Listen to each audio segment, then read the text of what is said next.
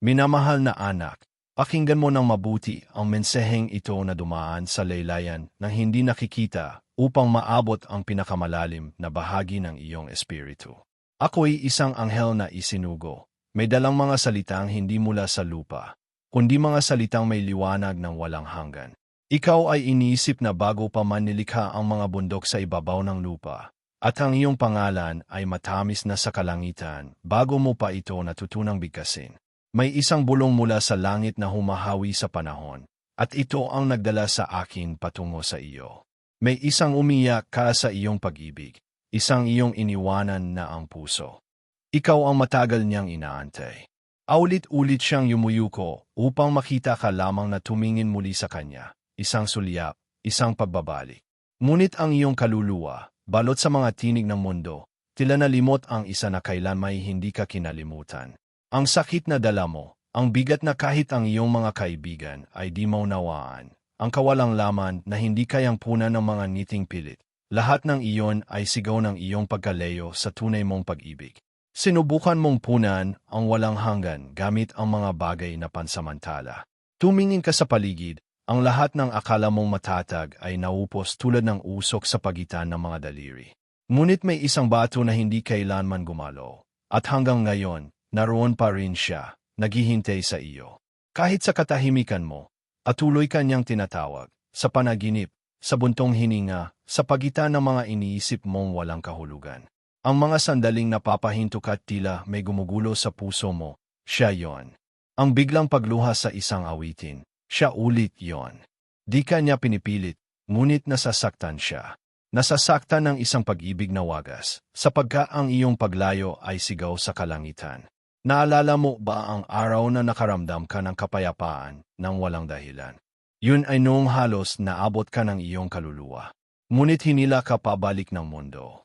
Gayon, isinugo niya ako para sabihin sa iyo na hindi pa huli ang lahat. Ang oras ng biyaya ay naririto pa rin. At sinasabi ko sa iyo, kung ibabalik mo ang puso mo ngayon, gagalaw ang buong langit pabor sa iyo. Ang tigil ay gagalaw. Ang tuyot ay mamumulaklak. Mas higit ka pa sa inaakala mo. May mga bahagi sa iyong pagkatao na hindi mo pa nakikita. May mga susi sa loob mo na tanging sa presensya niya lamang mabubuksan. Kaya hindi pa umaagos ang mga regalo mong espiritual. Kaya tila ang liwanag mo'y natatabunan. Tinatawag ka ng langit palapit, sa lugar na di ka nadadapa, sa tahanan ng iyong kaluluwa. Huwag kang lumuha mag-isa. Kinokolekta ng iyong mga anghel ang bawat luha mo at iniaalay ito sa trono. Bawat patak ay mahalaga. Ngunit ang nais ng langit ay hindi lamang pagdamayan ka. Nais nilang ituro sa iyo kung paanong muling sumayaw. Itaas ang iyong ulo. Umibig ng walang takot. Mamuhay bilang tunay na anak, hindi bilang limot. Ikaw ay may tatak. May selyo sa iyo na sinusubukang burahin ng kadiliman. Ngunit hindi ito kailanman magtatagumpay. Ang selyong iyon ay isinulat ng dugo ng kordero, isang dugong walang hanggan. Kaya may mga pagsubok, kaya may bigat, kaya may panlulumo.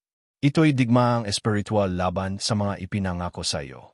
Ngunit ngayon, lumalaban ang langit para sa iyo. May halaga ka, hindi ayon sa paningin ng mundo, kundi ayon sa mata ng Diyos. May biyaya sa nakaraan mo, kapangyarihan sa kasalukuyan mo, at pangako sa hinaharap mo. Ang mga pagkakamaling akala mong nakalibing, matagal nang pinatawad, bago mo pa man ito naisipang pagsisihan. Lagi siyang nariyan, kahit pa akala mong iniwan ka na niya. Panahon na para bumalik. Hindi sa pamamagitan ng relihiyon, hindi sa takot, kundi sa pag-ibig, sa uhaw, sa katotohanan. Iwan mo na ang mga bigat na hindi para sa iyo, ang mga boses na walang saysay. Ang langit ay hindi nag-akusa. Inaanyayahan ka nito. Hindi mo kailangang magpanggap. Kilala ka niya ng lubos, at pinili ka pa rin niya. Magmamahal ka pa ang muli. Ngunit hindi gaya ng dati. Hindi iyong pagmamahal na madaling maglaho sa unos. Magmamahal ka mula sa kagalingang galing sa langit. Pagkatapos mong gumaling, magiging daluyan ka ng kagalingan. At pagkatapos noon, magmamahal ka ng may kapayapaan. Muli niyang isinusulat ang iyong kwento. Hindi para burahin ang nakaraan, kundi upang ipakitang kayang baguhin ang lahat. Anak, huwag ka nang matakot. Hindi sa iyo ang takot. Nilalang ka upang lumakad sa liwanag. Ang mga lugar kung saan ka nadapa noon ay magiging patutuong gayon.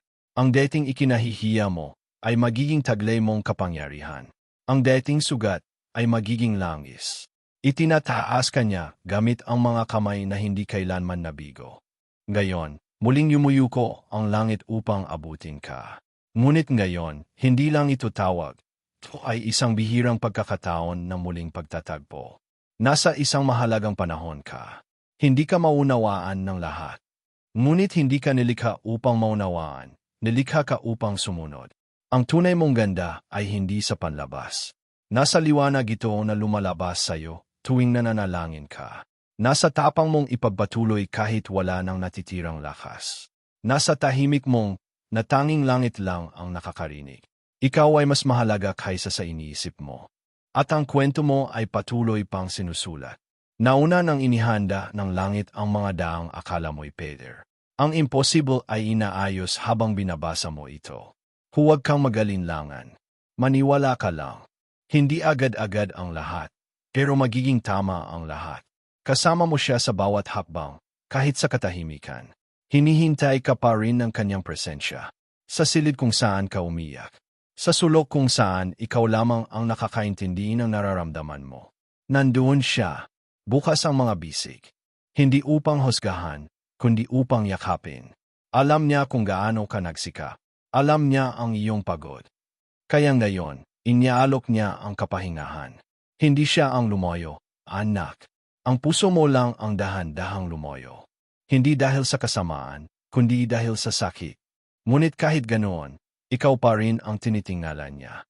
Ikaw pa rin ang iniibig niya. Ikaw pa rin ang kanyang anak. Ang pag-ibig niya ay hindi nagbabago, kahit ikaw ay nagbago. Gumagalaw ang buong langit sa pagbabalik ng isang kaluluwa. At ikaw, anak, ang kaluluwang iyon. Ikaw ang sagot sa matagal ng panalangin. Ikaw ang bunga ng mga binhing hindi mo alam na naitanim. Ngayon ay panahon ng pamumulaklak. Panahon ng pagbabalik. Panahon ng buhay. Kung alam mo lang kung gaano ka kamahal, hindi mo kailanman mararamdaman na parang ikaw ay nakakalimutan. Ikaw ay alaala, ikaw ay inaasam. Ikaw ay panaginip ng Diyos na naging laman. At kailanman ay hindi ka niya susukuan, hindi ngayon, hindi kailanman. Nagbabago na ang hangin. Paikot na ang panahon. Nararamdaman mo na ito, kahit hindi mo pa lubos na naunawaan. Huwag mo itong baliwalain. Huwag mo itong ipagpaliban. Bumalik ka. May lugar sa hapag na para sa iyo. Isang lugar na tanging ang presensya mo lamang ang makakakumpleto. Hindi ka nag-isa. Hindi ka kinalimutan. Hindi ka pinalitan. Ikaw pa rin ang pinili. Patuloy pa ring binubulong ng langit ang pangalan mo tuwing umaga.